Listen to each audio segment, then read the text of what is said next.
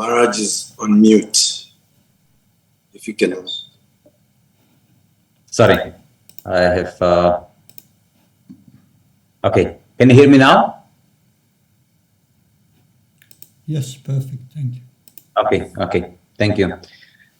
So, yeah, I was just saying that we will be talking about the sannyas, some principles. We were talking about the sannyas duties and the sannyas lifestyle,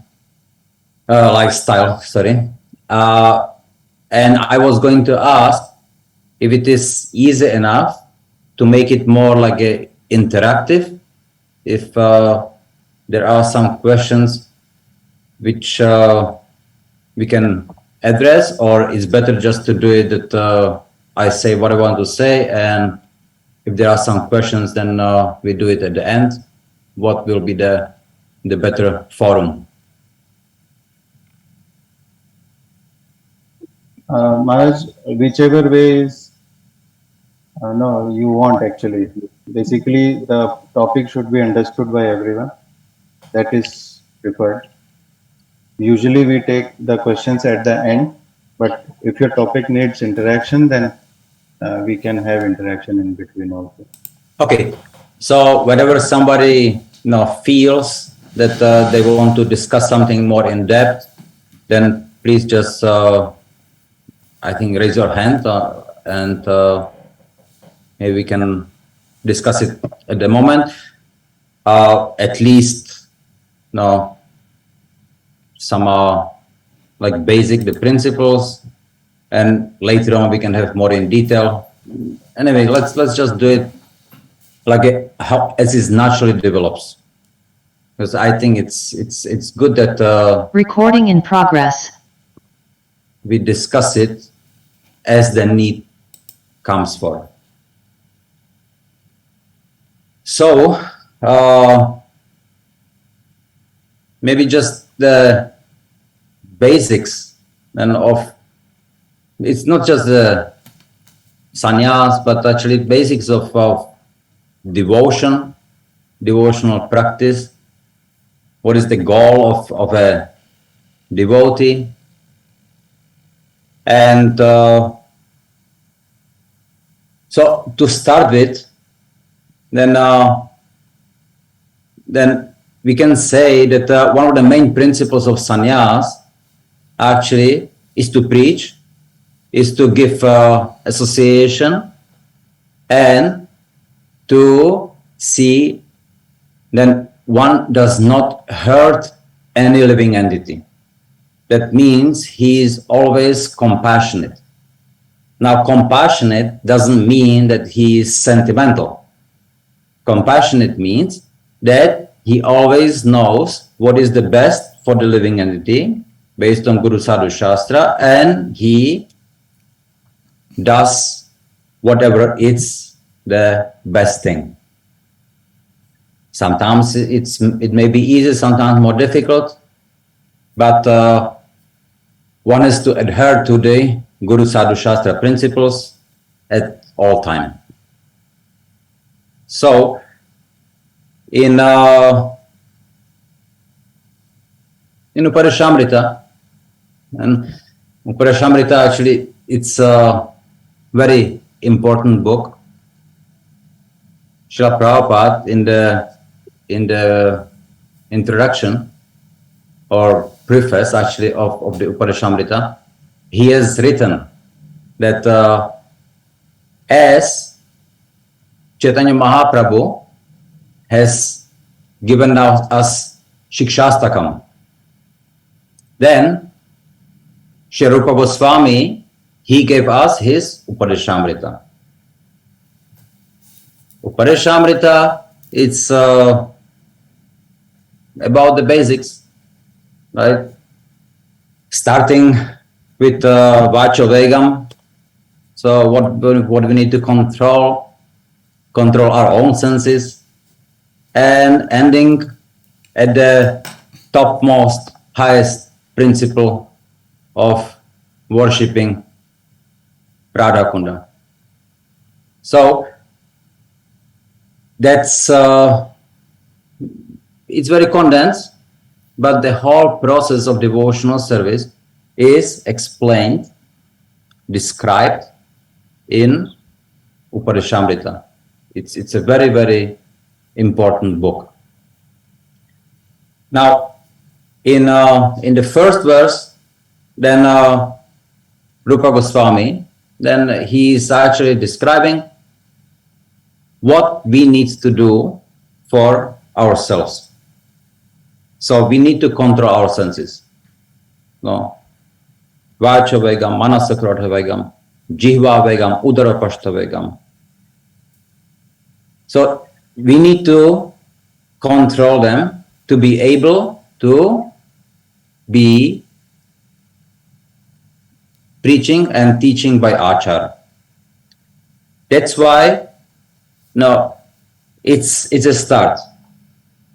But these there are six principles, and when these principles are being followed, then we need to be able to follow them. We may attempt, but to be able to follow them, then he, in the second verse, he gives us the six principles which we need to do to avoid in order not to lose what we have gotten. And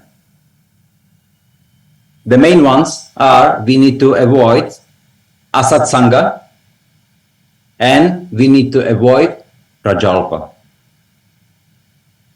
And in the third verse, then he is giving us the principles which they will make us more mature. They will actually solidify what we have. So we should focus on what we need to do. And so we need to look for the association of devotees, satsanga, and we need to be specifically very enthusiastic about preaching. And then with this the third verse, then we prevent ourselves to falling back. We now enthuse ourselves to go forward. But what is the forward way? In the fourth verse, he describes. And so it's association. And association, then it also has principles. So darati pratignihnati guhyamachi prichati bhunkte bhojayate. So giving gifts, accepting gifts, and hearing one, and being able to help someone who needs to be helped, counseling, you can say, and distributing prasadam, accepting prasadam. So Rupa Goswami and Srila Prabhupada, now they call these six principles as the loving exchanges among the devotees. So when these principles are practiced among devotees, then the devotional service progresses. Our devotional service progresses. When then Srila Prabhupada, he says we should be very careful that we should be practicing these exchanges among devotees. Because the principle of that how it actually deepens the relationships, the principle applies on the spiritual platform, the principle applies also on the material platform. So we have to be very careful then to avoid the asatsanga. So then we come to the point, then now as a sannyasi, then we need to be very careful about association. And not just sannyasi, devotee, but specifically sannyasi. And we come many times to a place and then there is not really like a satsanga. So what do? We should, how to avoid association of non-devotees, but at the same time, you have to interact. So the way to do it, there is association is of two kinds. There is association by giving and association by taking. So we should always focus on whenever there is some junior, whenever we can do something for the person. So we should be giving our association to the person. However, when there is somebody senior, somebody who has something to teach us, then we should take his association. But we should be very careful about when we come to the point, oh, we may meet some old friend, something happens, right? And then we are now very jolly, and we then decide, okay, what to do, what are we going to do? So the friend say, oh, come on, no, let's go to some restaurant. Let's go and do some nonsense. Now, at that moment, we would be taking association from the person. The person is not Krishna conscious, then we will be affected by it. Our consciousness will be degraded. So we should be very careful. Now, we may meet our friend, right? And instead of taking his proposal to go and do some nonsense, go some, I don't know, theme park or whatever it may be, then you can impose, you can suggest him, come on, let's go to the temple. I assure you, we have a temple here. I take you for prasad.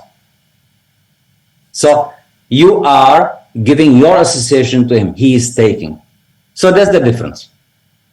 So if we understand this principle, we could actually associate with anyone and not be affected by bad association. So then associate, it's very important, and the association comes that we also have to interact. And Chaitanya Mahaprabhu, then he is also describing then what are the qualities of a devotee.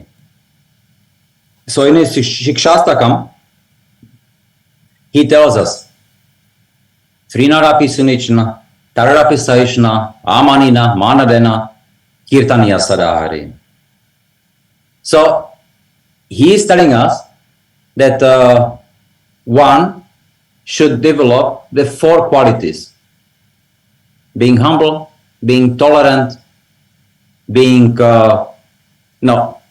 not expecting from others for oneself, being selfless, and being respectful. And only when one develops these four qualities, then he is actually able to chant the Kirtaniya Sadahari. And he is able to give the proper association by achara. So it's very crucial to work on these qualities. But it's not easy. It's not easy at all. Just how to become humble, how to become tolerant, or how to become respectful. Of course, I mean, we can try, we can say, yes, Prabhuji, yes, I'll do. But you might think something completely different. Tolerant, no. You may just, okay, no, you tell me, no, okay, yes, I'll tolerate anything. But inside, it's difficult. Krodha may be coming. And giving respect, it also may be a show. So, what is the principle behind how we can start developing these qualities? And actually, these qualities we can start developing by working on the Amanina principle.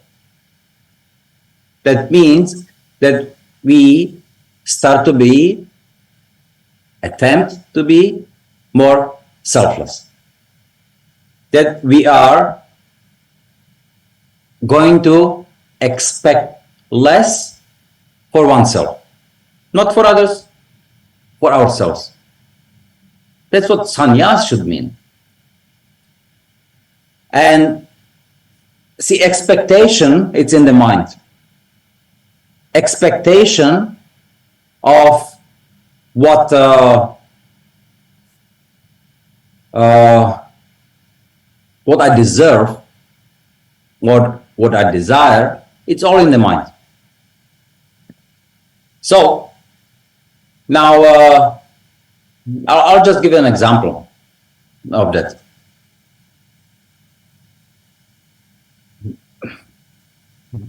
Some generic example. You have a friend. You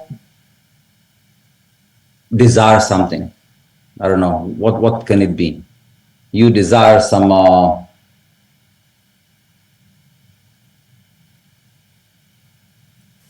can be anything, some specific Mahaprasadam from say Lord Nrsimhadev, and your friend, he is going to India, but all of you are mostly Indians anyway. So anyway, he is going to Mayapur, okay, and he wants something specifically from Mayapur. Then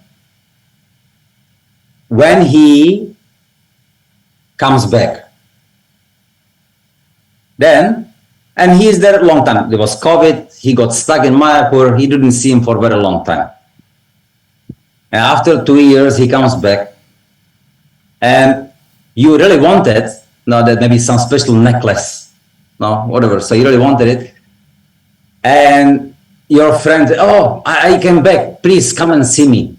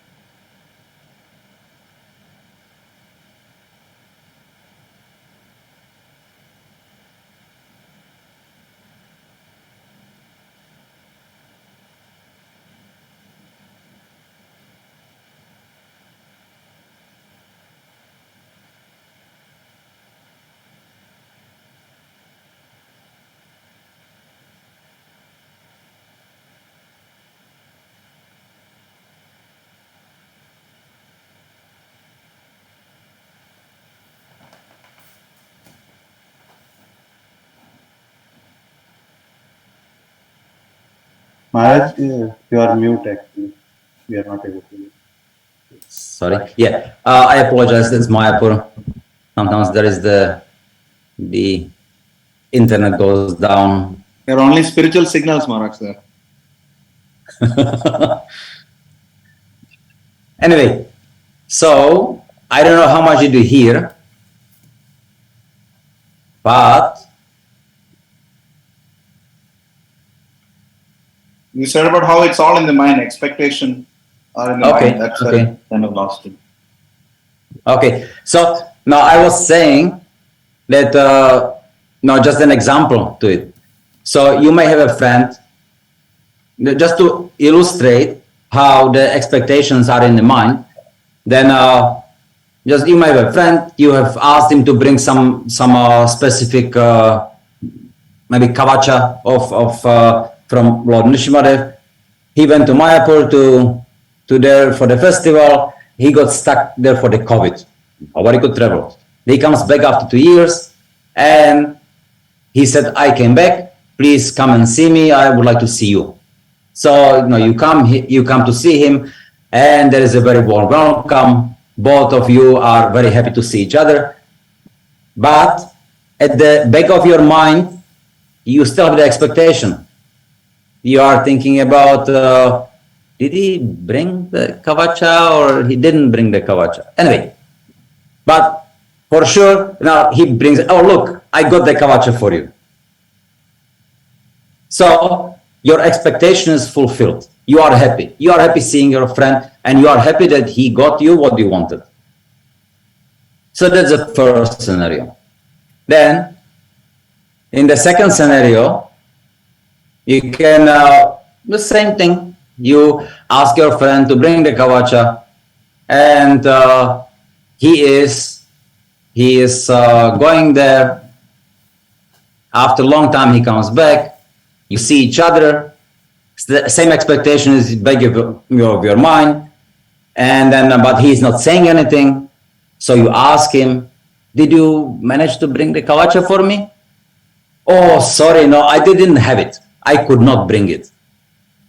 So you are happy to see your friend, but at the same time, your expectation is not fulfilled. Third scenario, you didn't ask your friend to bring anything. Let him go. No, he is going to Mayapur, he is coming back, meet each other, and you are very happy. No, he talks about what he experienced in Mayapur, the mood and everything, and you are really happy to see your friend. You didn't have any expectations, he didn't bring anything, so you are very happy. There's nothing to break it.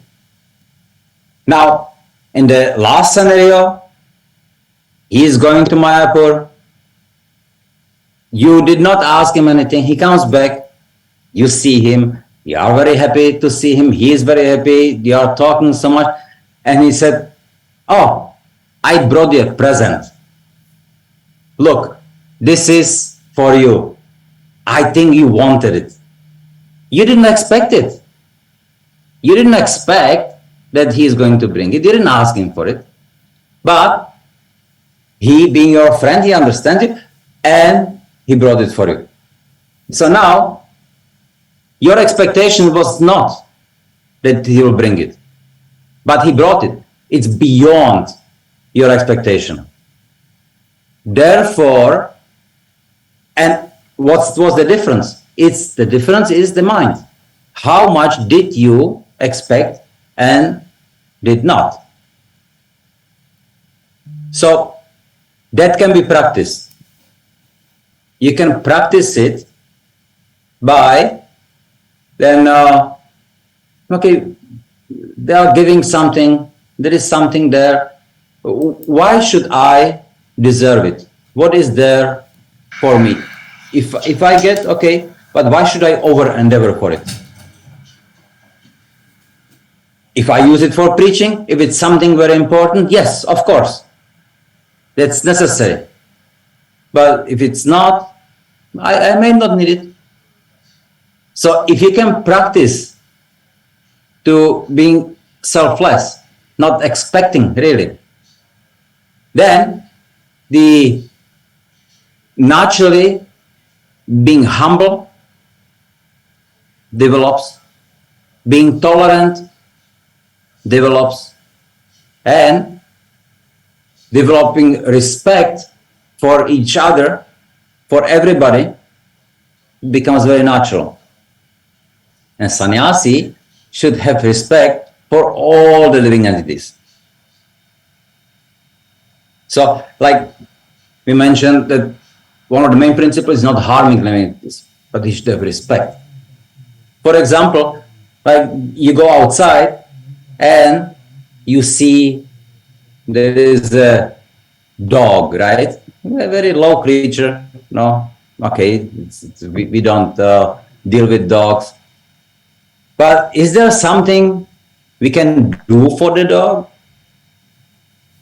You can always give some Mahaprasad.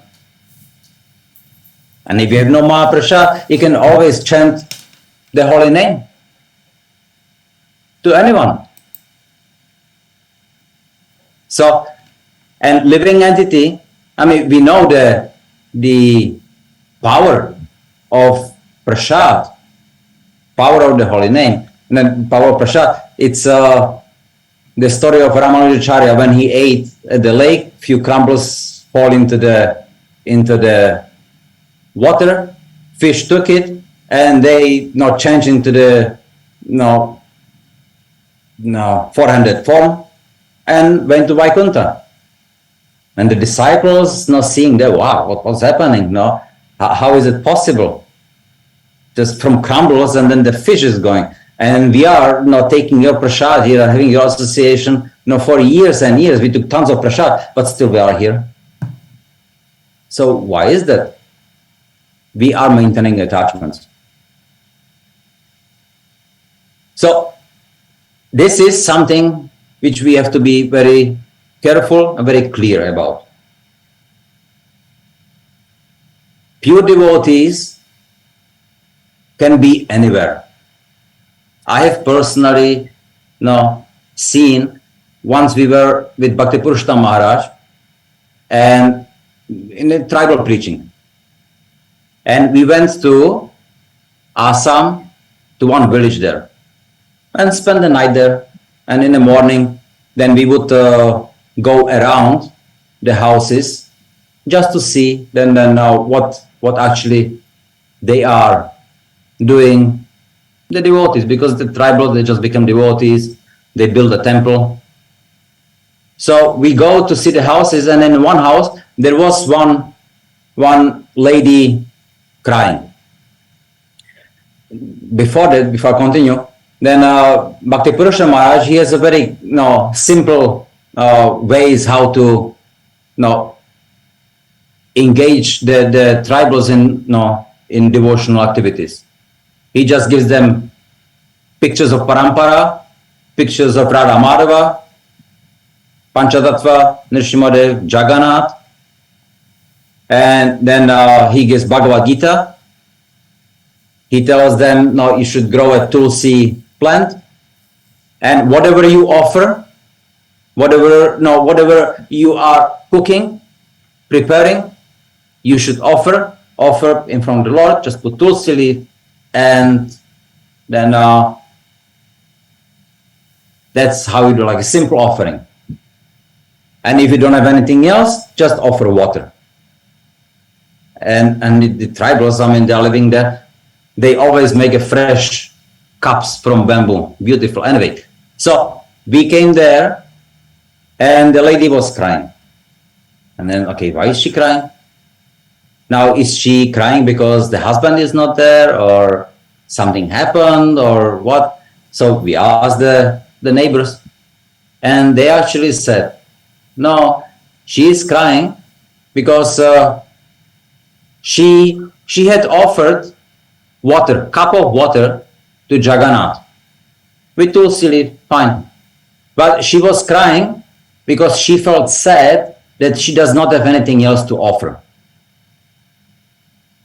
So anyway, to illustrate that, it's just how the devotion can be found anywhere. It doesn't really depend on the dress. The pure devotees can be anywhere. So we need to practice that Amanina principle to properly develop all four qualities to be able to chant Kirtanya Sadaharte. And okay, now why is it that we are so conditioned? Why is it that there are so many desires, materialistic desires in the heart? So in Shastra is explained that it's the anarthas. anarthas, they are the papa bija. So, fine, okay. Papa bija, papa, I don't want pap, so I should give it up. So why is it not happening? Why I still have some thoughts? Why I still not in control of my mind? Now these anarthas, they are very tricky. Srila Vishwanath Chakravarti Thakur in Madhura Kadambini, he describes there are 4 kinds of anarthas.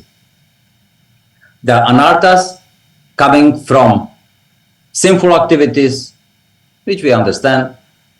The anarthas coming from pious activities. There are anarthas coming from bhakti. And the anarthas coming from namaparad. Oh, okay, sinful, I understand that. Pious activities, how does that work? Well, the pious activity is because if we desire to be pious, to go to heaven, what's the point? We may go to heaven for thousands of years, but we have to come back here. After all, if there is still attachment to the material world, it's sinful, no matter what. Bhakti, what does that mean? Bhakti is that there are anarthas which develop through the performance of devotional service, seva parat. Now, seva, and through that, then we may commit seva parat. Through the seva parat, then anarthas are being developed. And then he goes more into details then how to deal with them, how to overcome them. So then he is very clear. He says that, there are 5 levels of removing the anarthas. There's partial, substantial, almost completely, and absolutely completely. So then he illustrates then how it works. Now he says that to get rid of the anarthas which come from the sinful activities and the pious activities, they get removed, and actually by the stage of asakti, they are absolutely completely removed. There is not even a trace of them. Anarthas which come from devotional service, then those anarthas, then they are removed absolutely completely by the stage of ruchi. And how to get rid of them? He describes, if we commit seva, do more devotional activities, do more preaching, continue doing, automatically we're taken care of. No need to worry about. So these 3 kinds of anarthas, no worry. It's the anartha which comes from the aparad, namaparad. Those are very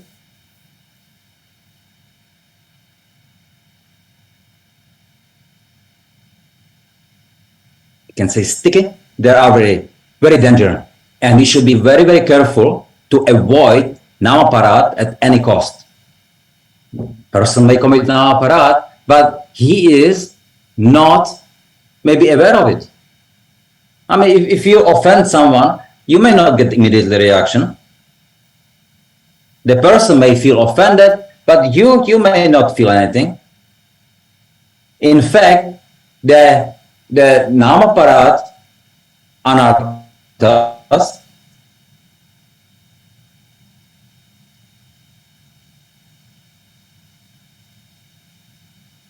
they are very subtle.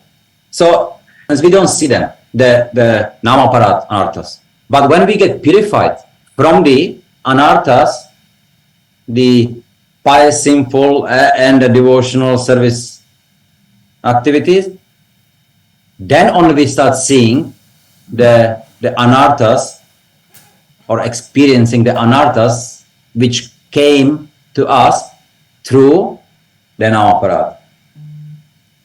And it's quite late, because Vishwan Chakravarti Thakur says that the anarthas which come from the Namaparat, they get absolutely completely removed only at the time of prema. So the effects of us now committing Namaparat, we will be carrying throughout the whole devotional process up to Krishna Prema.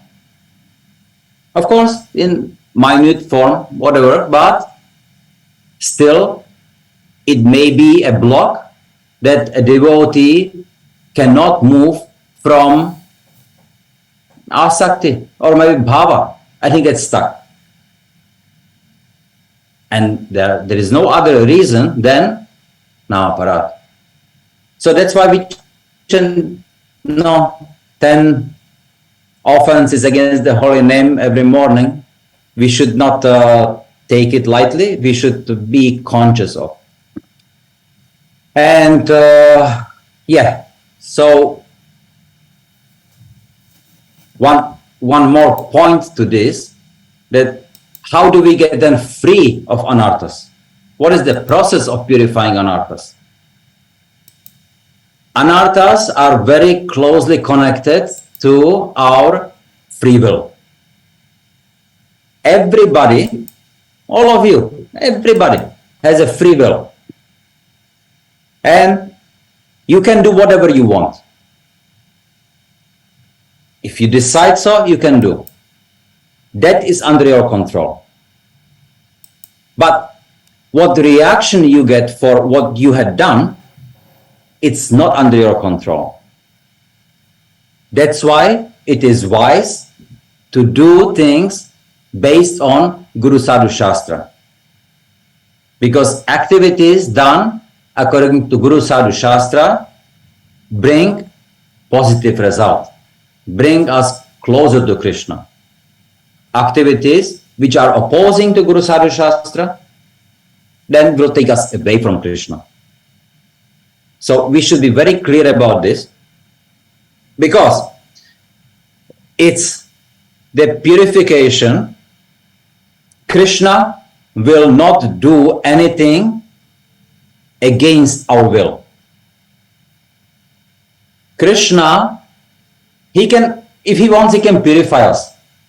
Krishna, just one chanting of the holy name can purify the whole universe. But we are still here. See, one crumble of prasad can purify person or any living entity. We took tons of prasad, we are still here. So we are here because we are attached being here. We may say, oh no, I want to go. But if we get the opportunity, are we really going to go, or are we going to be thinking, oh, no. I have my disciples, I have to say, or I have my mother to still make a phone call, or I have to still arrange something, or I don't know. You probably all of you know Tukaram Maharaj, right? And I don't know if you read the story of Tukaram Maharaj, but Tukaram Maharaj, then he was great devotee of the Lord, and at the time he was actually, there was a Vimana sent for him. So in his village in Maharashtra, Dehu, Vimana landed on the tree, and Vishnudatas come down and they invite Tukaram Maharaj, please come with us, we will take you to Vaikuntha. All the villagers from surrounding villages, they came running, seeing. Everybody just heard, there is a Vimana on a tree, it's there, and Tukaram Maharaj is going back to Vaikuntha. And then Tukar Maharaj, then no, he's chanting there, he's giving last darshan, and he's walking through Vimana, and then he remembers. Just wait. I had few friends to which I promised that I will take them with me if I go to Vaikuntha. Can I take my friends? And the Vishnutas, sure, go, bring them. So then he goes into the crowd and he goes to his first friend and he says, my friend, please, look, there is a Vimana. Please, now come with me, we can go together to Vaikuntha. And the friend, he says, wow, I'm so happy for you. That's so nice. But you see, my daughter is sick. I cannot leave her now. I cannot do that. That will not be responsible. So I have to stay. So then he goes to the next friend. And what he says, he is the same thing. Please come with me. And the other friend said, oh, I would really love to go with you. But you see, it's a crop season. I need to harvest it, otherwise my family will starve. I cannot go with you. I'm sorry. So like that, he saw 4 or 5 of his friends, and everybody refused to go. And if seeing the Vimana, we are not talking something like abstract. We are talking realistic. So maybe it's not as easy. So we have to be very careful. What is our free will? How are we exercising our free will? So Krishna, he is a Bhaktavatsala, right? So he will create he will go to any length. He will create any situation for us to learn that what we want, which is not connected to him, it's not going to be good for us. But he is not going to force us. He is not forcibly going to purify us. He has the patience, and he will wait for us to realize it. Like a mother, right? I mean, there is some child, and then mother tells him, okay, outside is cold, put sweater on. And the kid, no, I don't like it. I don't like the color. No. The mother she's trying, please put it on. It's cold. You will get sick. No. So then what should she do? The best thing is, all right, no need. You go. Then he goes, he comes back, he's sick. So then the mother, when the situation comes, said, look, so I'm so sorry you got sick. No, but no, you're getting better now. But you know that you didn't have to get sick.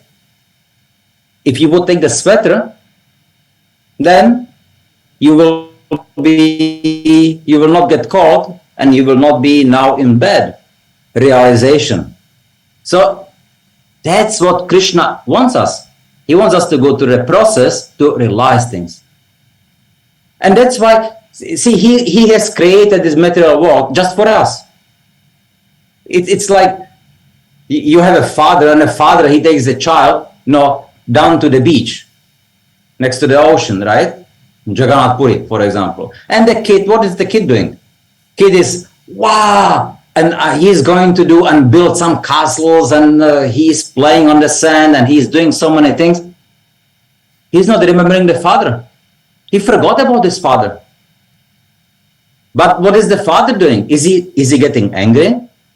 Oh, he forgot me. What is this? No. He is watching the kid playing. He is happy. And evening is coming. Kid is getting a little cold, and then he's getting hungry, he's getting tired. So he comes. No, father, I'm tired, I'm hungry. And the father is, no, go play. No, I don't want to see you. You forgot me, now you want me? No, it's not like that. Please come, let's go. I'll feed you. No, you take rest. So we are like the little boy playing on the sand. That's what we are doing now. We think that we are actually doing everything for real. I am man, or I am woman, I'm Indian, I'm something else, whatever. But in fact, it's just the sandbox. All we have to do, say, I'm tired, I'm hungry. Krishna, please take me back. So this is our free will.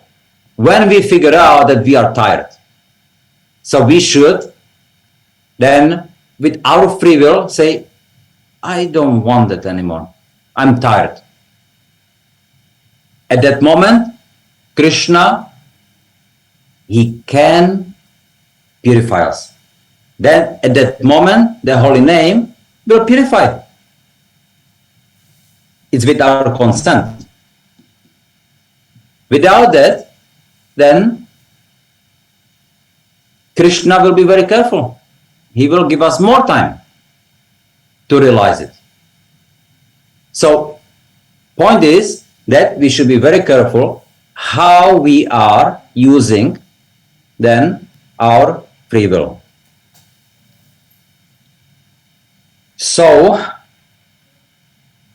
So that was a little like introduction. Now, is there any question regarding that, or should we just continue further?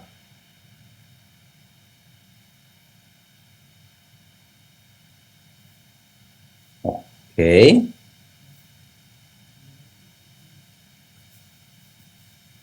Yes. Hare Krishna Maharaj, please accept Hare my Krishna. obeisances. Congrats to Prabhupada.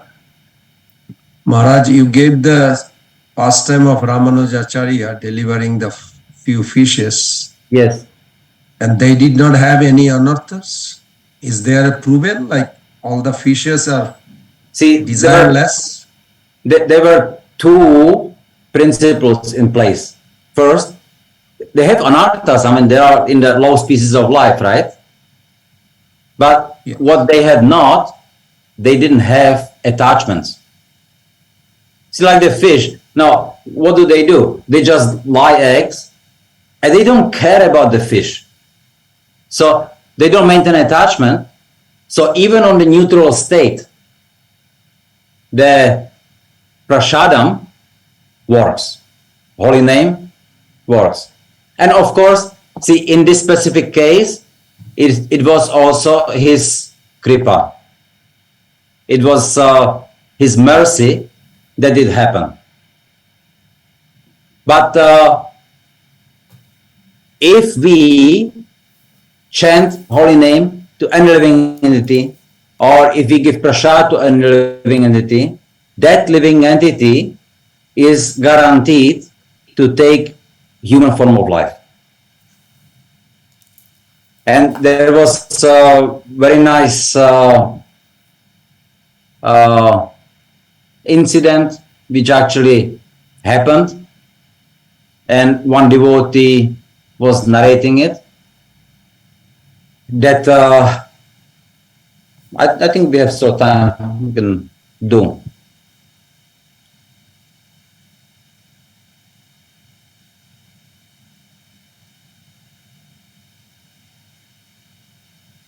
It's a man, he went to see a psychologist. So now that psychologist didn't really know how to help him, but it was a lady, but she said, well, okay, all I can do, maybe we can do some regression. So, all right, maybe that will help. So then they go into the regression, right? And he goes, and then she takes him through, and then to his previous life. So then, okay, now you are in previous life. What are you doing? Describe what you are doing. So under the hypnosis, right? Then he's, wow, I see everything from the top. I see that, oh, I have wings. Oh, I'm flying. I'm a bug. So he was some bug flying. And so, okay, so what happens now? Okay, so he just goes, he flies somewhere, dark finished. He died. So then, now she's trying to go again and again, now to figure out kind of like maybe what happened, how did he die? And she got really interested into it because he was the only person which wasn't a human in previous life. So then he is describing more clearly that he flies into some window, he flies into something, sits somewhere dark. So then again he goes through it. Okay, it's a window. Somebody is standing there. There is something on the floor. So he sits on it. Something to eat. He sits on it. Finished. So okay, describe that now. How does it's like a long pointed building? Now there is some wheel on top. He flies into the window. Then he goes. There is somebody standing there. There are some plates, very opulent plates. He sits on it. Finished. So then they go. They did not go through it. And they figure out, actually what he did, he flew in the window of a Vishnu temple. There was a chakra. Then the people standing there, they were the deities. There was an offering just being given to them. And as he sat on the offering, the pujari probably just begged him or something like he died.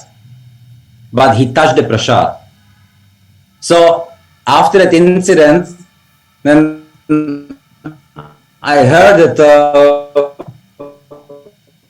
actually they contacted devotees because they knew that ISKCON devotees. So they actually figured out what it is and both of them became devotees. So it's not abstract. It is happening.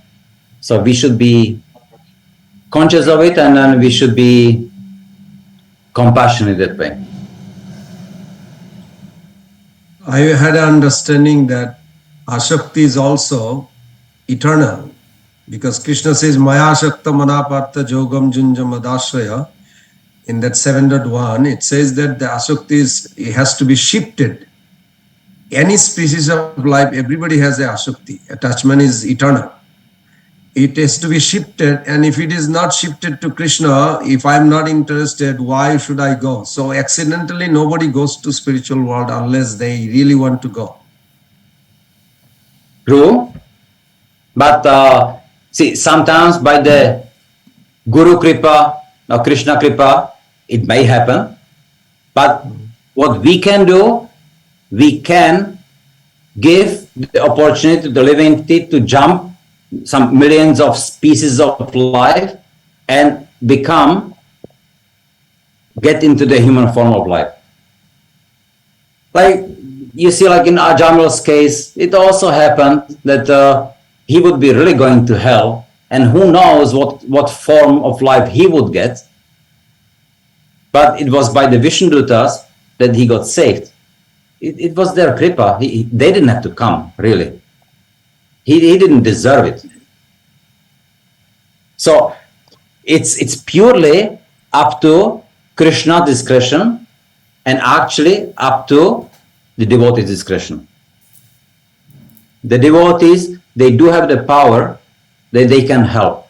They cannot liberate the person, the jiva, but they can help the jiva to come to the human form of life and to then decide for himself what he wants to do.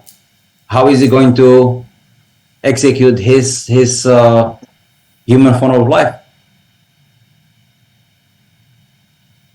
And a sannyasi should specifically be very much aware of that and therefore trying to help all the jivas to come of the ignorance and then helping them to give them the chance.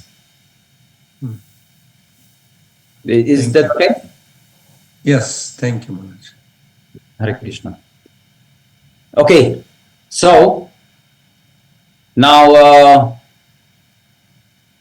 Rupa Goswami, then he describes, right, in Nectar of Devotion, and he talks about the 64 activities or items of devotional service, and then he boils down that there are 5 most important, the Panchanga Bhakti.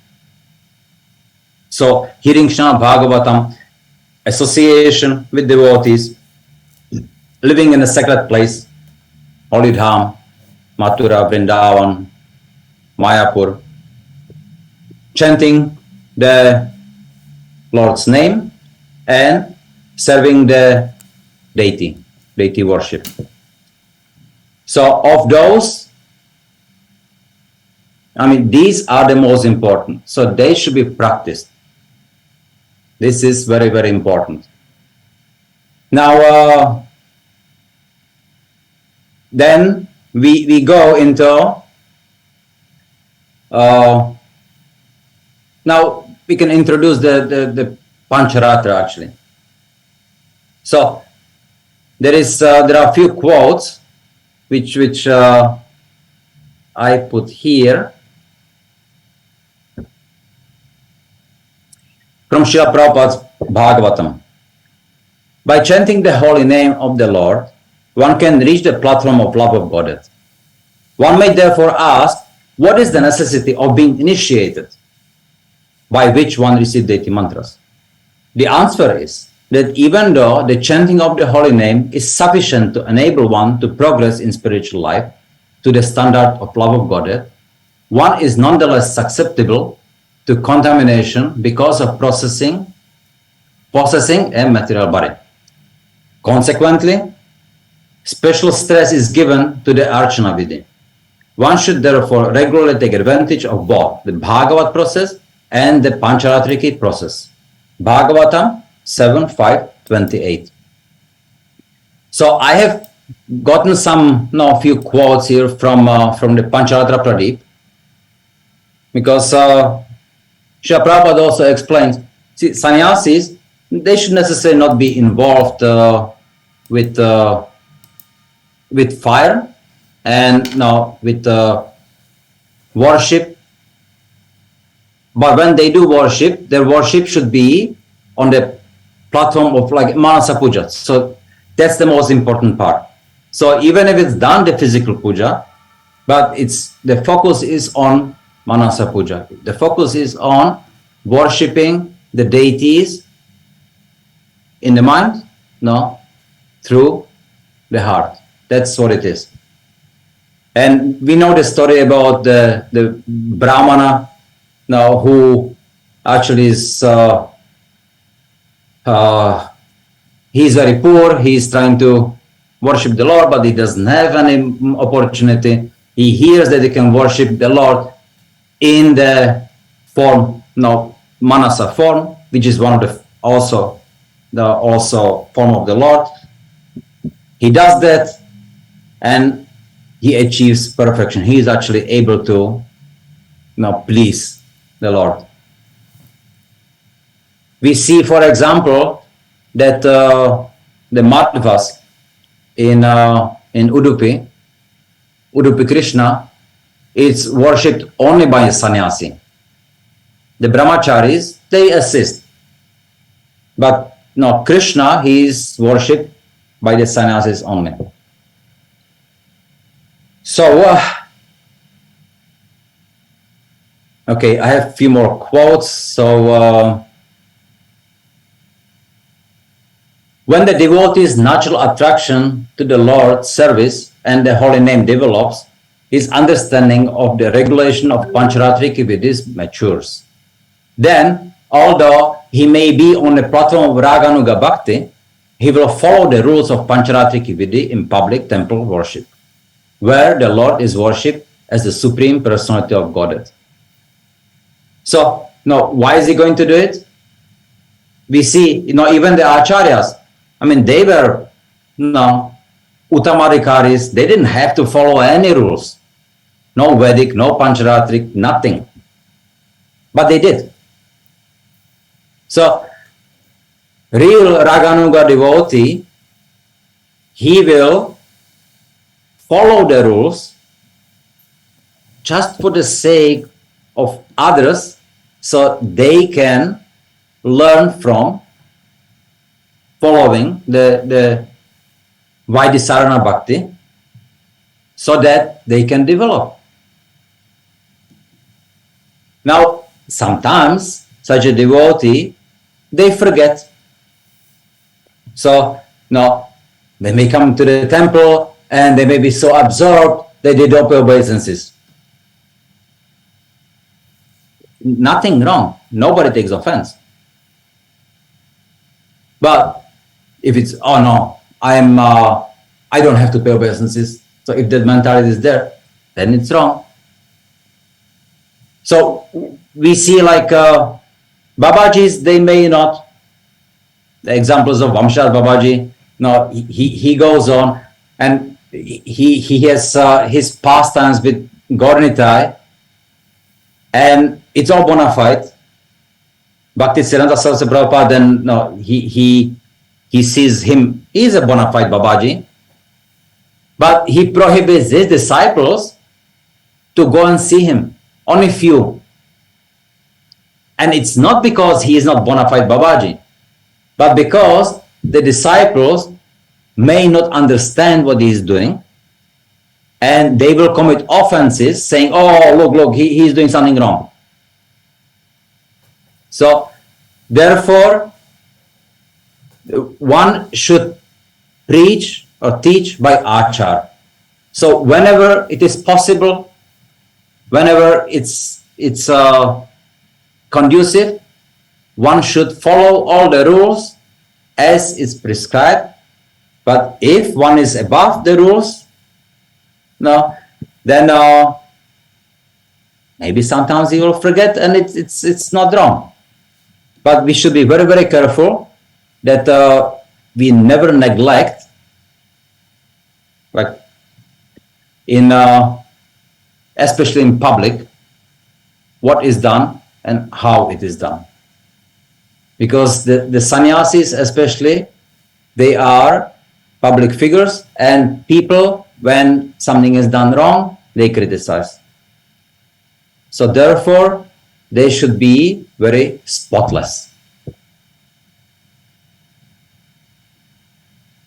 Lord Narayan is worshipable by the Pancharatna Vidhi or regulative principles, whereas Lord Krishna is worshipable by the Bhagavad Vidhi.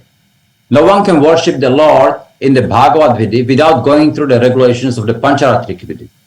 Although there may be a Radha Krishna Vigraha, the worship of the neophyte devotees is acceptable as Lakshmi Narayan worship.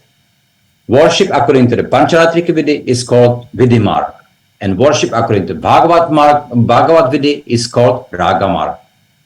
If we do not follow the regulative principles of the Vidhi Marg platform and keep our eyes trained to spot offenses, we will not make progress. Bhagavatam 4:24, 45 and 46 purport. So,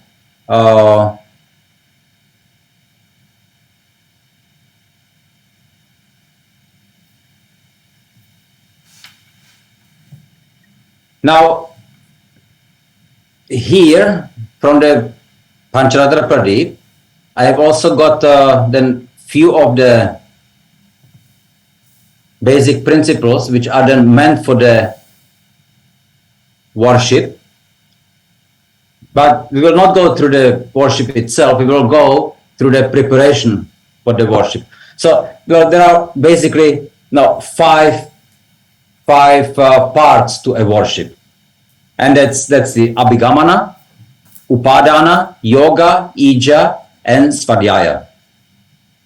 Abhigamana, it's approaching the temple, it's what we do in the morning. How do we dress? How do we take bath and everything, and before getting ready. And Upadana, then we actually are ready, we are clean, we have done Achman. Now we are gathering all the paraphernalia for the worship. So just very briefly talk about that. So again, some quotes from Srila Prabhupada. Then, morning duties and remembrance of the Supreme Lord. In the morning, the devotee should regularly brush his teeth, take his bath, offer prayers to the Lord, and offer obeisances to the spiritual master. He should render service to the spiritual master and paint his body in 12 places with Urdhva Pundra. tilak. He should stamp the holy names of the Lord on his body, or he should stamp the symbols of the Lord, such as disc and club. After this, you should describe how the devotee should decorate his body with gopi chandan. Wear neck beads, collect tulsi leaves from the tulsi tree, cleanse his cloth and the altar, cleanse his own house or apartment, and go to the temple and ring the bell just to draw the attention of Lord Krishna. Chaitanya Charitamrita Madhya 24, 3, 32, and 3. So that was very, very condensed way what needs to be done in the morning. So now maybe just a little bit more expanded, that the waking up and remembering the Lord. So Lord Krishna would immediately get up from his bed exactly on the appearance of Brahma Muhurta. After rising from bed, Lord Krishna would wash his mouth, hands and feet and would immediately sit down and meditate on himself. This does not mean, however, that we should also sit down and meditate on ourselves. We have to meditate upon Krishna, Radha Krishna. That is real meditation.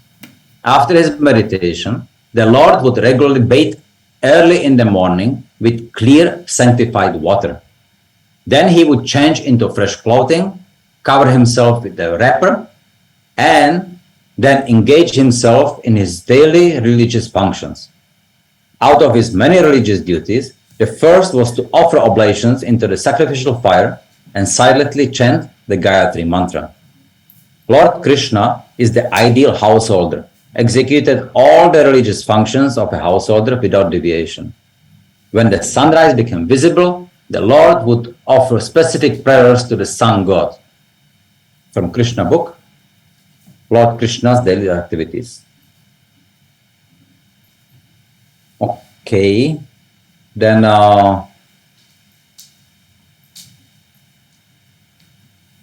waking and chanting. And Srila Prabhupada writes, in the early morning hours, known as Brahma Muhurta, one should get up and immediately chant the Hare Krishna mantra, or at least Krishna, Krishna, Krishna. In this way, one should remember Krishna. Some shlokas or prayers should be chanted. By chanting, one immediately becomes auspicious and transcendental to the infection of material qualities. Actually, one is to chant and remember Lord Krishna 24 hours daily or as much as possible. Chaitanya Charitamrita Madhya 24, 331. Offering obeisances to the spiritual master. Then by offering obeisances upon awakening, we focus on the goal of surrendering our life to the order of the spiritual master and service of Krishna. Focusing on the positive goal drives away any lingering negative thoughts. That's what Srila Prabhupada would always say, right? No, we should always think of the positive. We should be, and that's what actually the Utsaha is for. We should be enthusiastic for devotional activities. We should be enthusiastic for sadhu sangha. We should be enthusiastic going to the temple, and that drives us towards Krishna. Yeah, like Rangovina Prabhu was saying, right? That our attachment, you can see the attachment actually as like just one unit. You can either be attached to Maya or to Krishna. You cannot have both, because as long as you are even slightly attached to Maya, then your attachment to Krishna is not complete. So we have to work on our activities such a way so then we are able to fully attach ourselves to Krishna, and detachment will happen automatically from Maya. Okay, then evacuating and cleaning before bathing. So Pratah Kriya means that the devotee should evacuate regularly and then cleanse himself by taking a bath. One has to gargle Achman and brush his teeth. He should do this either with twig or a toothbrush. whatever is available. This will purify the mouth. Then the devotee should take his bath. Chaitanya Charitamrita, Madhya 24, 331. Shikha. Then Srila Prabhupada writes, although there seem to be no Shastric injunction regarding the size of the Shikha, Gaudiya Vaishnavas traditionally keep the Shikha about the size of a calf's hoof print, approximately 1.5 inch in diameter. Srila Prabhupada mentioned this in conversation with some of his disciples in Hawaii. Gaudiya Vaishnava Shikha is 1.5 inches across, no bigger. Bigger Shikha means another Sampradaya, and they have to be knotted. It's from May 6, 1972, Hawaii. Taking bath, that's important. So, then, benefits of early morning bath. The scriptures describe the benefits of taking a cold bath early in the morning. Such a bath can purify even a sinner, for it has the power to wash away all external and internal contaminations. Whereas a warm bath cleanses physically, cold bath revitalizes the subtle body, removing the influence of sleep and dreams, as well as of evil-minded persons. The cold bath also gives strength, sensitivity, longevity, effulgence, and purity. Taking an early morning cold bath increases one's knowledge and determination and affords peace of mind. It removes unhappiness, lamentation, degradation, and bad thoughts. In short, it counteracts all the ill effects of sin. At night, the 9 holes of the body becomes filled with waste products, which are continuously produced. The early morning bath most effectively removes all of this dirt so that the body can begin its daily activities in a fresh state. In this way, the early morning bath has positive physical, mental, and spiritual effects and is therefore highly glorified in the scriptures. So, there are 7 types of bath. So there is the Parthiva Snan, or using earth, Varuna Snan using water, Agneya Snan using ash from a fire, Vayavya Snan contacting air filled with dust raised by the cows, Divya Snan taking an ethereal bath in the rain that falls while the sun is shining, Mantra Snan chanting appropriate verses while sprinkling oneself with water, and Manasika Snan meditating on Vishnu. Using different elements, all these types of bath purify the body by contamination. However, the daily bath is usually the Varuna Snan. And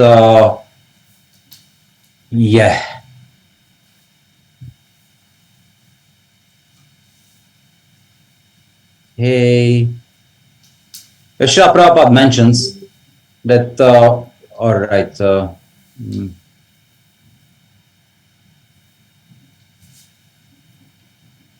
a sannyasi should bathe 3 times daily, and a brahmachari may take only 1 bath daily.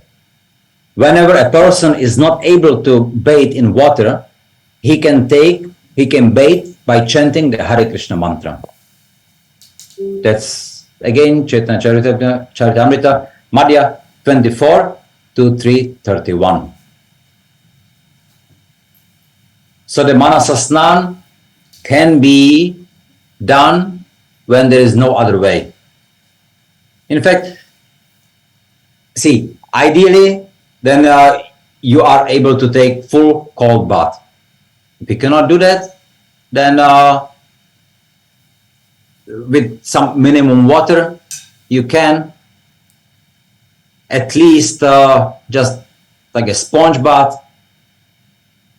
Or if there is no possibility of even taking that bath, then one should just chant Hare Krishna mantra and meditate on Krishna, and that way then purify oneself.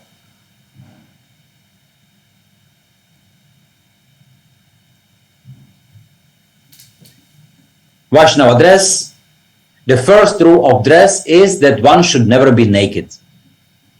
To cover the lower part of the body is a principle of human civilization. And when a man or woman forgets this,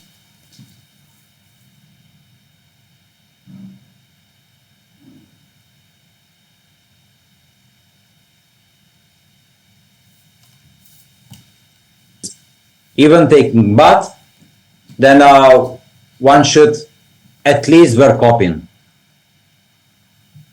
or kopin and gamsha. But wearing gamsha without kopin is not proper. Okay.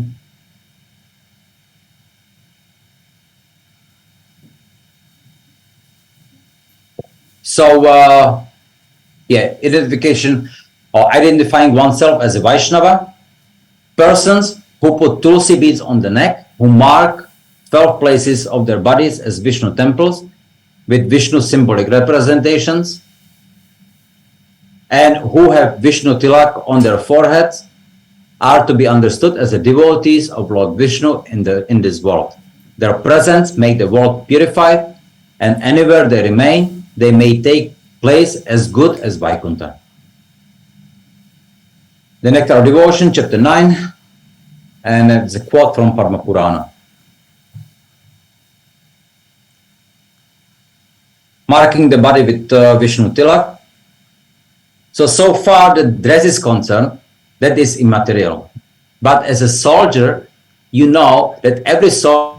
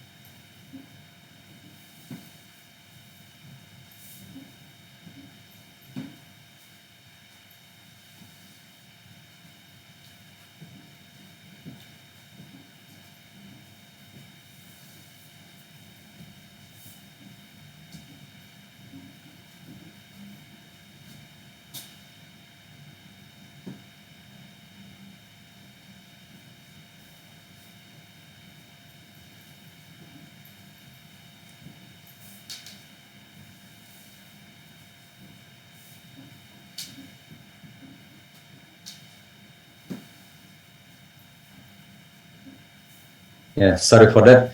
Can you hear me? Hare Krishna. Yes, Maharaj. Okay. All right.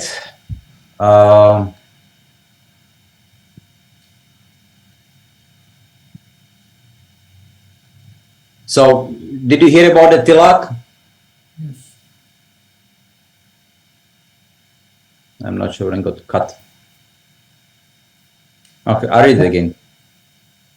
So far as your dress is concerned, that is immaterial. But as a soldier, you know that every soldier has got a uniform dress according to the army etiquette or regulation. Therefore, the army of Krishna consciousness must have at least the tilak on the forehead in all conditions. For your business, you can wear your naval service uniform. Similarly, if you have tilak on your forehead as a soldier of Krishna consciousness, you may not have so much objection because it is essential. Letter from Srila Prabhupada, 3rd August 1969. And all of you, except a sannyasi, may dress yourself just like a fine up-to-date American gentleman.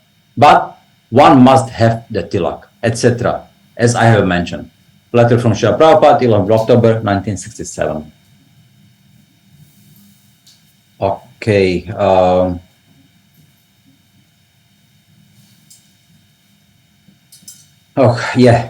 Sipping water for purification, no Achman. The gopis first executed the process of Achman, drinking a sip of water from the right hand. They purified their bodies and hands with the Nyasa mantras and then applied the same mantra upon the body of the child. Bhagavatam 10:6-21. Achman, or sipping water, is meant for purification, as immersing the body in the water brings about physical and subtle cleansing. So taking water infused with mantras into the body by sipping performs a similar.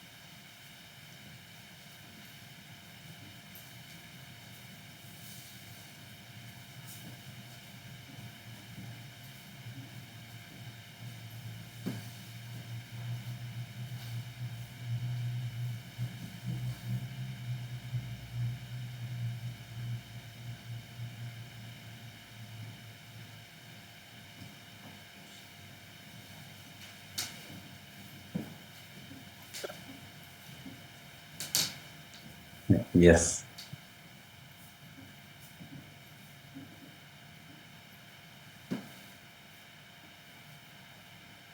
Can you hear me? Yes. Okay. I hope we will be able to finish it in one go.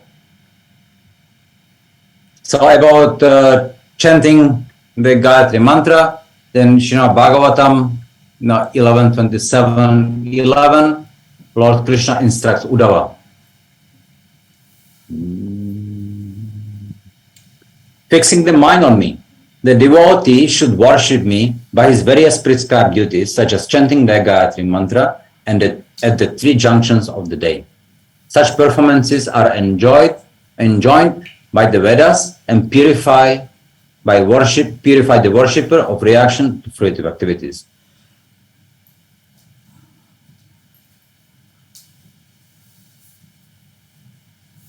So, okay, and then I have few more quotes. I think they are very important. So we will finish it and then we can discuss whatever the questions may be.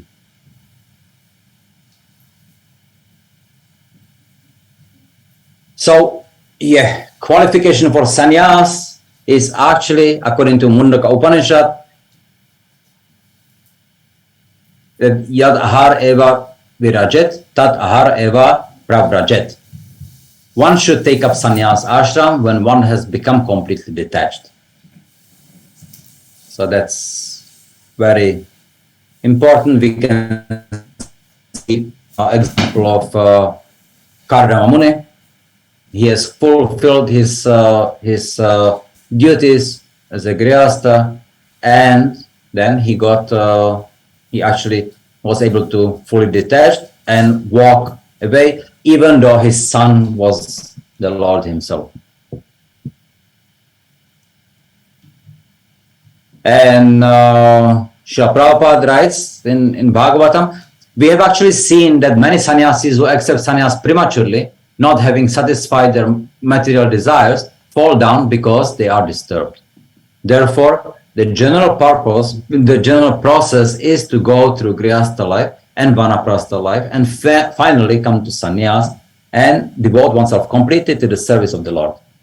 So that's the general process. Srila Prabhupada writes it,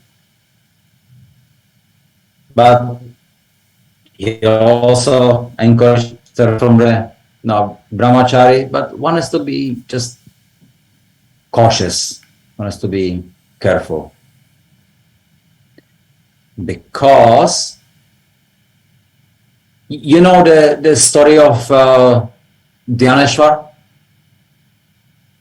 Anyway, Dhyaneshwar, his father actually, he took sannyas, so his guru gave him sannyas, but after some time, his wife, his previous wife, then she was not happy, so she came to his guru and she requested, please, can you ask my ex-husband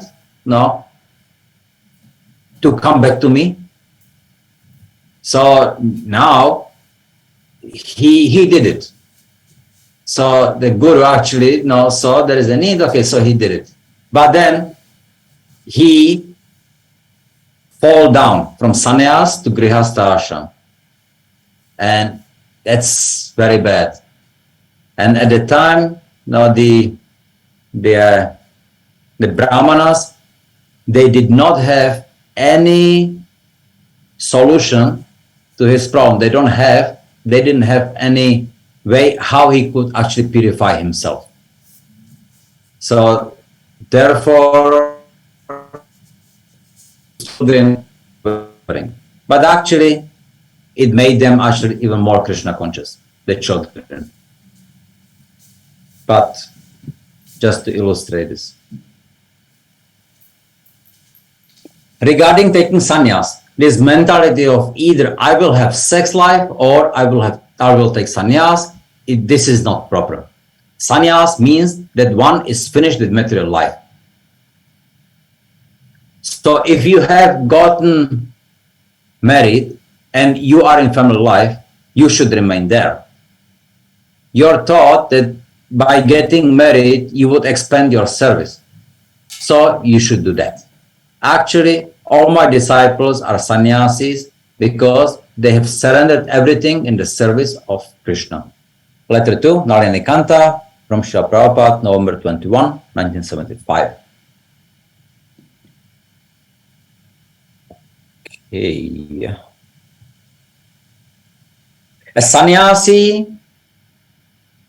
should have an institution meant to preach Krishna consciousness. He need not accumulate money for himself. We recommend that as soon as money accumulates in our Krishna consciousness movement, 50% of it should be invested in printing books and 50% for expenditures, especially in establishing centers all over the world. The managers of the Krishna consciousness movement should be extremely cautious in regard to this point. Otherwise, money will be the cause of lamentation, illusion, fear, anger, material attachment, material poverty, and unnecessarily hard work. When I was alone in Vrindavan, I never attempted to construct mathas or temples. Rather, I was fully satisfied with the small amount of money I could gather by selling back to Godhead, and thus could provide for myself and also print the literature. When I went to foreign countries, I lived according to the same principle. But when Europeans and Americans began to give money profusely, I started temples and deity worship. The same principle should still be followed. Whatever money is collected should be spent for Krishna and not for farting for some sense gratification. This is the Bhagavata principle. Bhagavat 7:13-34.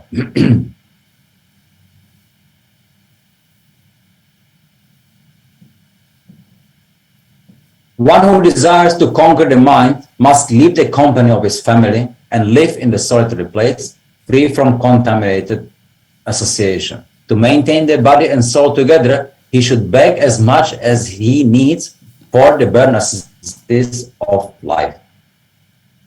So here, Srila Prabhupada, it's in the 7:15:30, then he writes that sannyas means accepting a life of begging, which makes one automatically very humble and meek and free from lusty desires.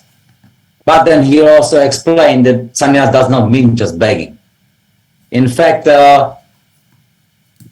sannyasi goes not really for the begging, but he goes to give association.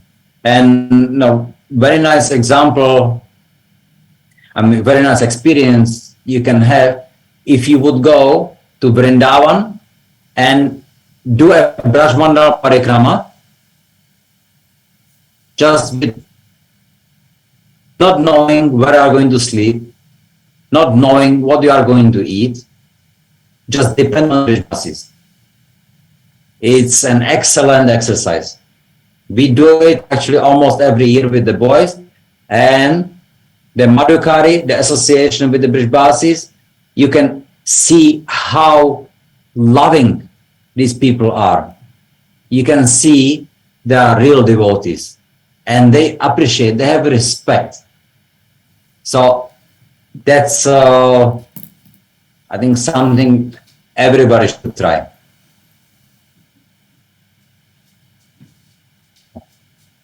Okay, when one is no longer disturbed, especially by lusty desires for sexual indulgence, he is fit to become a sannyasi. Otherwise, one should not accept the sannyas order. If one accepts sannyas at immature stage, there is every possibility of being attracted by women and lusty desires, and thus again becoming a so-called grihasta or a victim of woman. Such a person is most shameless, and he is called vantasi, or one who eats that which he has already vomited. So we should be careful. We should help each other. Society actually should see protecting the sannyasis. Sannyasis may be very vulnerable. So the society also has they should be protected. They should not be given really the opportunities to come to possible situations where a fall down can occur. It's very, very important. If one accepts the sannyas order, his main business is to devote his life completely to the service of Mukunda, Krishna. If one does not completely devote his mind and body to the service of the Lord, he does not actually become a sannyasi. Chaitanya Charitamrita, Madhya 3:6. Then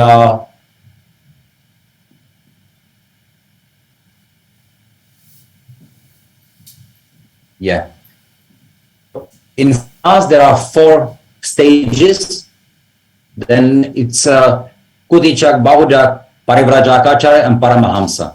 And according to the Vedic system, when one accepts the renounced order, he stays outside his village in a cottage, and his necessities, especially his food, are supplied from home. This is called the Kutichak stage. When a sannyasi advances farther, he no longer accepts anything from the home. Instead, he collects his necessities, especially his food, from many places. This system is called Madhukari, which literally means the profession of the bumblebee. As bumblebees collect honey from many flowers, a little from each other, so a sannyasi should beg from door to door, but not accept very much food from any particular house. He should collect a little bit from each and every house. This is called the Bahudaka stage. When a sannyasi is still more experienced, he travels all over the world to preach the glories of Lord Vasudeva. He is then known as Parivrajakacarya. The sannyasi reaches the stage, the Paramahamsa stage, when he finishes his preaching work and sits down in one place strictly for the sake of advancing in spiritual life. An actual Paramahamsa is one who completely controls his senses and engages in the unalloyed service of the Lord. Therefore, all three of these sons of Priyavrata, namely Kavi, Mahavir, and Savana, were situated in the Paramahamsa stage from the very beginning. It's from Bhagavatam 5.1.27.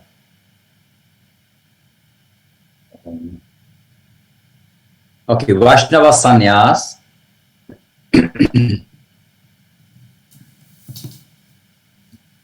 A bona fide Vaishnava should work earnestly to free himself from any tinge of sense gratification and mental speculation. And with a loving heart, he should carry out the orders of his bona fide spiritual master. By always remembering the exalted position of the bona fide spiritual master, the disciple will achieve shelter of the lotus feet of Krishna. It's Bhagavatam 11.3.22. And from Chaitanya Charitamrita, if one accepts as the sannyas order, his main business is to devote his life completely to the service of Mukunda, Krishna.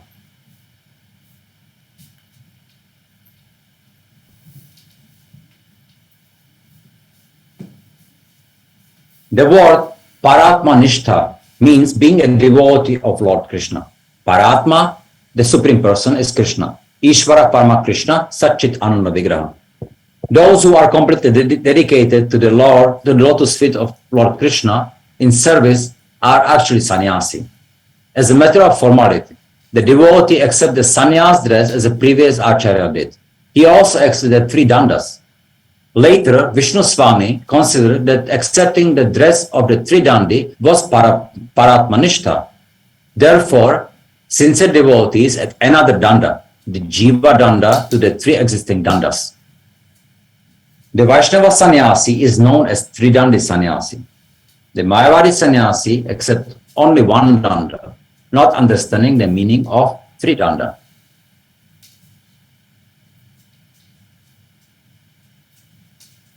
All right.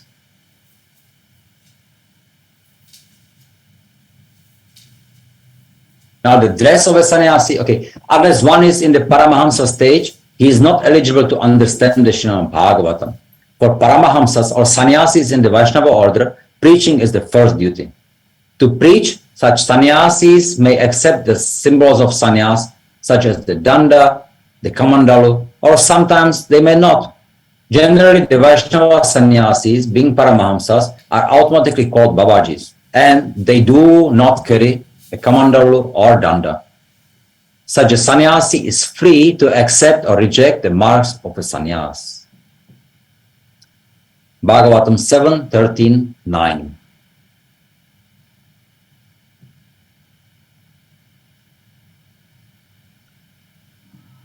For a title, then Tridandi Swami or Tridandi Bhikshu is the first stage of sannyas life. Tridandi Goswami is for one who is in the 4th stage of sannyas life, which is Paramatma stage. Letter 2, Jaya Pataka, from Srila Prabhupada, November 27, 1970. Proper conduct. A sannyasi is always subject to public criticism, and a small fault on his part is taken seriously by the public. People actually expect a sannyasi to preach and not take part in any social or political matters. If a sannyasi is subject to public criticism, his preaching will not be fruitful. Chaitanya Charitamrita Madhya 12:25.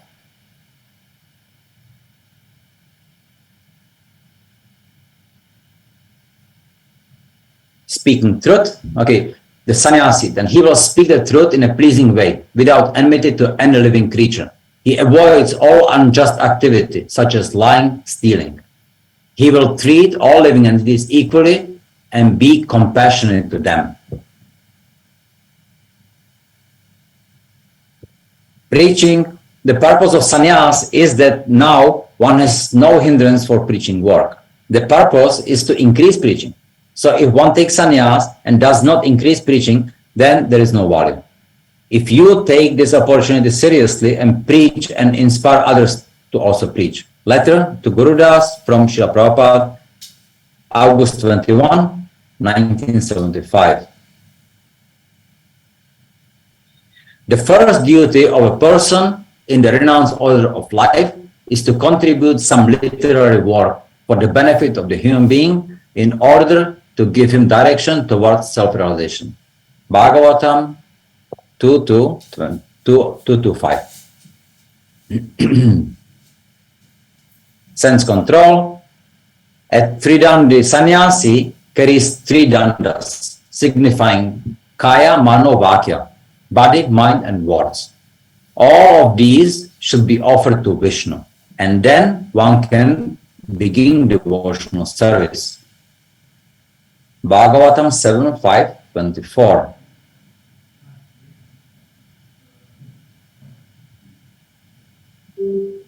Then detachment. A sannyasi is strictly forbidden to see the Vishayis, the materialistic people. But Sri Chaitanya Mahaprabhu, out of his boundless and causeless mercy, could show favor to anyone, regardless of his birth and position. Chaitanya Charitamrita, Madhya 8.37. A sannyasi should always live alone, without company, and he must be fearless. He should never be afraid of living alone, although he is never alone.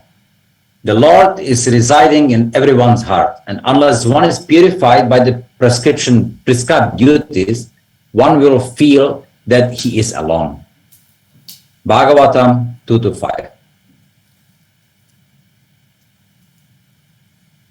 A sannyasi should be completely detached from fire and any residential quarters. And Grihastha has a relationship with fire, either for offering sacrifices or for cooking. But a sannyasi is freed from these two responsibilities. He does not have to cook or offer fire for sacrifice because he is always engaged in Krishna consciousness. Therefore, he has already accomplished all ritualistic performances of religion. Bhagavatam 3.24.42.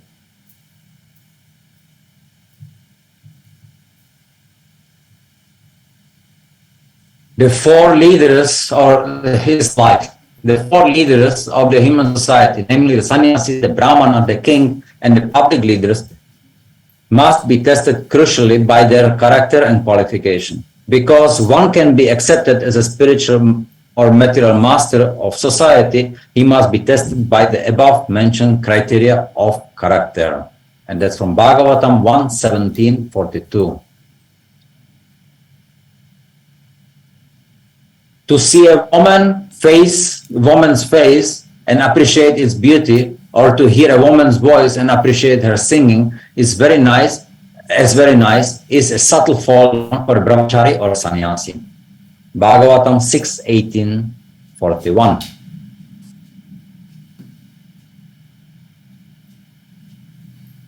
Generally, of course, one is not sexually attracted to his mother, sister, or daughter, but if one allows himself to sit very close to such a woman, one may be attracted. This is the psychological fact. It may be said that one is liable to be attracted if he is not very advanced in civilized life. However, as specifically mentioned here, even if one is highly advanced, material or spiritually, attracted by lust desires. The object of attraction may even be one's mother, sister, or daughter. Therefore, one should be extremely careful in dealings with women. Bhagavatam 9.19.17. And Srila Prabhupada and Bhakti Siddhanta Saraswati Prabhupada, they were very, very cautious, and they were warning, that one should not be alone with women. And there is Srila Prabhupada gives the example. His Guru Maharaj, then when one girl,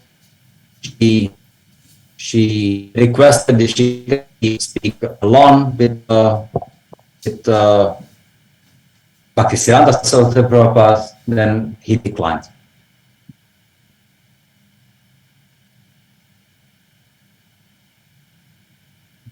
Okay.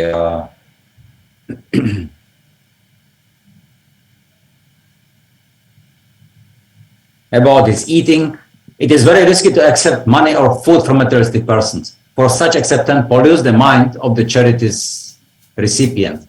According to the Vedic system, one should give charity to sannyasis and brahmanas because one who does gives charity becomes free from sinful activities. Formally, therefore, brahmanas would not accept charity from a person unless he was very pious.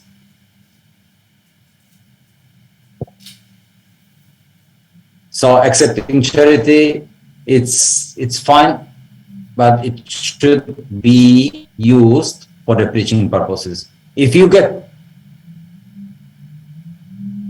a person you don't know his character, don't use it for anything personal. Give it to the deities.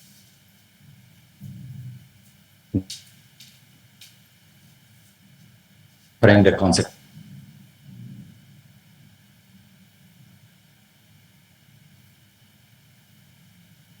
He never accepts an invitation from a party who considers Mayavadi sannyasis and Vaishnava sannyasis to be one and the same. In other words, Vaishnava sannyasis do not at all like the association with Mayavadi sannyasi, to say nothing of eating with them. This principle must be followed by the sannyasis of the Krishna consciousness movement. Chaitanya Charitamrita, Madhya 17:103. A sannyasi should not cook food for himself or accept an invitation to eat at a devotee's house continuously for many days. Chaitanya Charitamrita, Madhya 15:19. Okay. All right.